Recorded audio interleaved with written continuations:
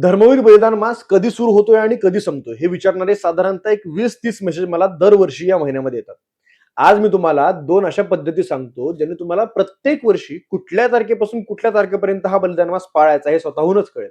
त्यामुळे कोणालाही विचारण्याची गरज नाही. मुळात धर्मवीर बलिदान मास हा तारखेनुसार नव्हे तर तो तिथीनुसार पाळला जातो.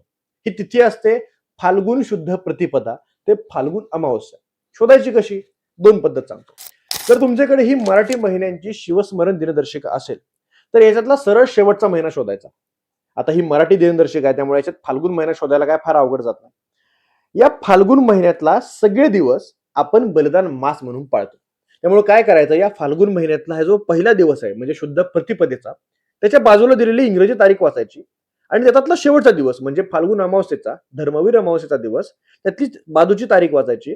म्हणजे या तारखेपासून या तारखेपर्यंत बलिदान मास तुम्हाला पाळायचा आहे हे सिद्ध होतं. आता जर तुमच्याकडे ही दिनदर्शिकेच्या ऐवजी तुमच्या घरात एखादी दुसरी दिनदर्शिका असेल, महालक्ष्मी असेल, कालनिर्णय असेल, तर त्याच्यात सुद्धा हे शोधता येतं. काय करायचं, सरळ तो दिवस शोधायचा ज्या दिवशी गुढीपाडवा आहे. आता जर तुम्ही इथं बघितलं तर मार्च महिन्यातल्या 19 तारखेला गुढीपाडवा तुम्हाला दिसेल इथे. या गुढीपाडव्याच्या आदल्या दिवशी म्हणजे फाल्गुन अमावस्येला धर्मवीर बलिदान मास संपतो. म्हणजे या वर्षी 18 मार्चला बलिदान मास संपणार आहे. मग तो सुरू कधी होणार आहे, तर याच्यापासून जवळपास 30 दिवस मागे जायचं. म्हणजे आपल्याला यावेळी मागच्या महिन्यात जावं लागेल, फेब्रुवारीच्या. आणि या महिन्यामध्ये असा दिवस शोधायचा जिथे फाल्गुन शुद्ध 1 असं लिहिलेलं असेल. तो कुठला बरं दिवस आहे, तर नीट बघितलं तर तुम्हाला कळेल तो हा दिवस आहे. म्हणजे 18 तारखेचा दिवस जिथे तुम्हाला लिहिलेलं आहे फाल्गुन शुद्ध 1 म्हणजे प्रतिपदा. म्हणजे 18 फेब्रुवारी पासून ते या महिन्यातल्या 18 मार्च पर्यंत या वर्षीचा बलिदान मास पाळायचा. या 2 पद्धतीने तुम्ही बलिदान मास नेमका कधी सुरू होतो आणि तो नेमका कधी संपतो हे तुमचं शोधू शकता. कोणालाही विचारण्याची गरज नाही. दरवर्षी तुम्हाला असं शोधता येतं.